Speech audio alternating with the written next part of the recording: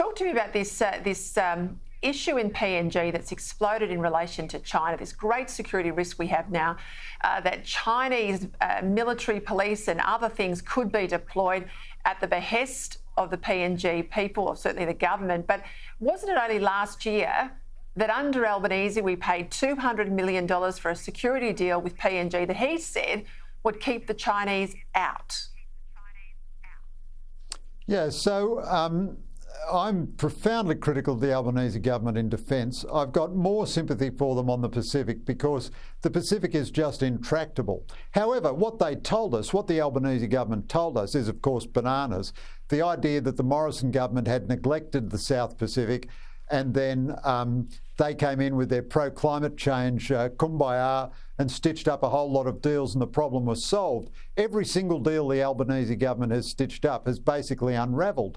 Even in Papua New Guinea, it was supposed to be a security treaty, and then it looked as though it wouldn't be able to be ratified in the parliament, so it was downgraded to just a security agreement.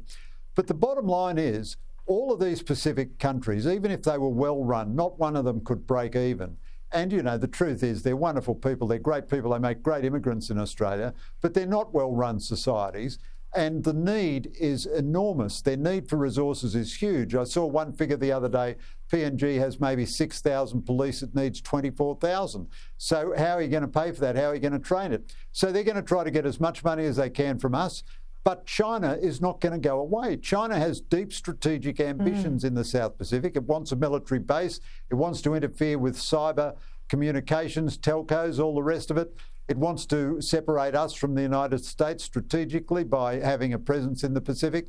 And they've got a lot of money. And they're willing to pay it in ways that we're not willing to pay it. And they're going to be always coming back. Now, it's just a sad fact of reality. We're going to be paying a lot of money to the Pacific. We need to do it in a smart way. I mean, Penny Wong has been much more active than Maurice Payne, so she deserves credit for that. On the other hand, the government has an insane ministerial arrangement where their Minister for the Pacific is also their Minister for Defence Industry, a junior minister with two giant portfolios and only a junior minister's staff allocation. So that's really dumb. If you're talking about paying attention, you want a minister there virtually full time. But this, whoever's in office, Labor or Liberal, this is a very big task for Australian security as far ahead as you can see. Just can I get a line from you, Gregor? I'm almost out of time, but I'm keen on your take on this ceasefire push against Israel. Netanyahu's rejecting it because I'm told, is this right, that the part of the deal is that he must withdraw troops? Yeah, so the problem the Israelis have is, this is a terrible problem. It's a problem from hell, really. The vast majority of the Hamas tunnel network underneath Gaza is still intact.